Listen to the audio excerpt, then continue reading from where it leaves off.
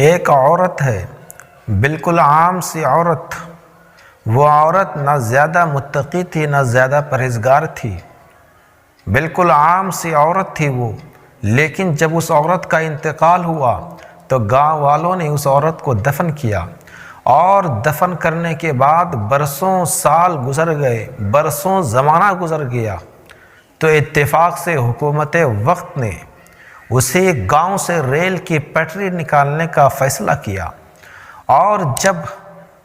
Rail کی پٹری نکالنے کا فیصلہ حکومت وقت نے کیا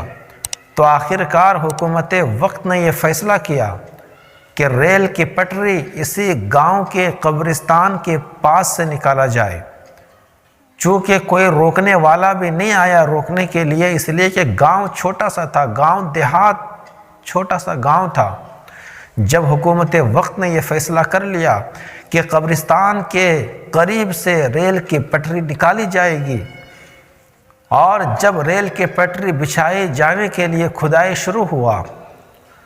تو لوگوں نے کیا دیکھا کہ وہ عورت جو برسوں سال پہلے انتقال کر گئی تھی، جس کو دفنا دیا گیا تھا، اس عورت کی قبر کھدائی میں کھلی، اور جب کھلی تو لوگوں نے دیکھا کہ اس عورت کا جسم صحیح سلامت موجود تھا، اور اس کے جسم پر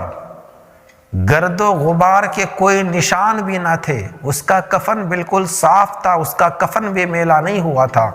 اور اس عورت کے لبوں پہ مسکراہٹ تھی، اس عورت کے لبوں پہ مسکان تھی۔ جب لوگوں نے اس منظر کو دیکھا،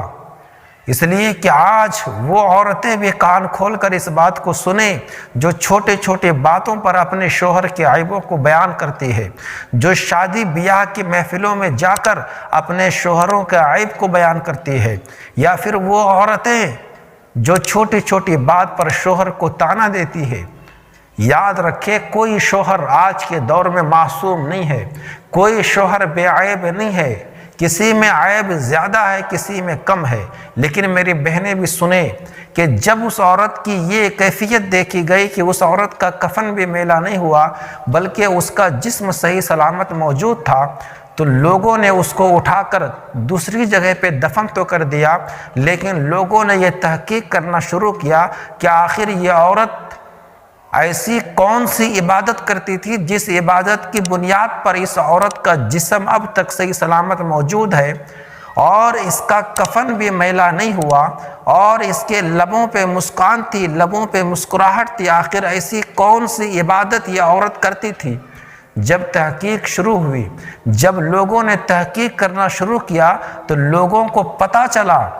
کہ یہ عورت کوئی بہت بڑی عابدہ نہیں تھی، کوئی بہت بڑی عالمہ اور فاضلہ نہیں تھی، کوئی بہت بڑی تہجد گزار نہیں تھی، کوئی بہت بڑی دن بھر نفل روزے اور رات بھر نفل نمازیں نہیں پڑھتی تھی۔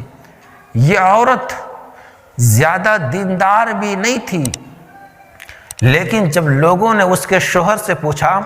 کہ آخر یہ بتاؤ تمہاری بیوی کی ایسی کون سی عبادت تھی کہ جس عبادت کی بنیاد پر اللہ نے اس عورت کو یہ مرتبہ عطا کیا کہ برسوں سال ہو جانے کے بعد بھی اس عورت کا کفن میلا نہیں ہوا، اس عورت کا جسم قبر میں صحیح سلامت موجود تھا، آخر اس عورت کا کیا عمل تھا؟ تو اس کے شوہر نے روتے ہوئے کہا کہ میری بیوی زیادہ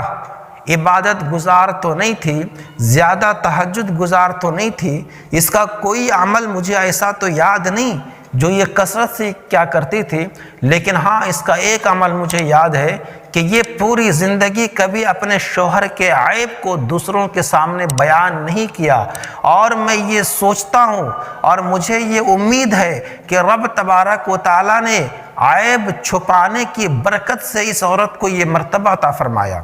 شوہر کے عیب چھپانے کی برکت سے اللہ نے اس عورت کو یہ مرتبہ عطا کیا۔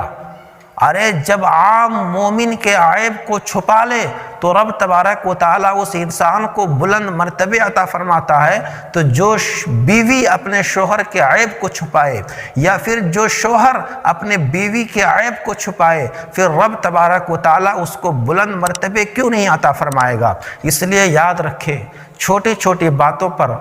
ایک دوسرے کی شکوے کرنا یا پھر ایک دوسرے کے عیبوں کو دوسروں کے سامنے بیان کرنا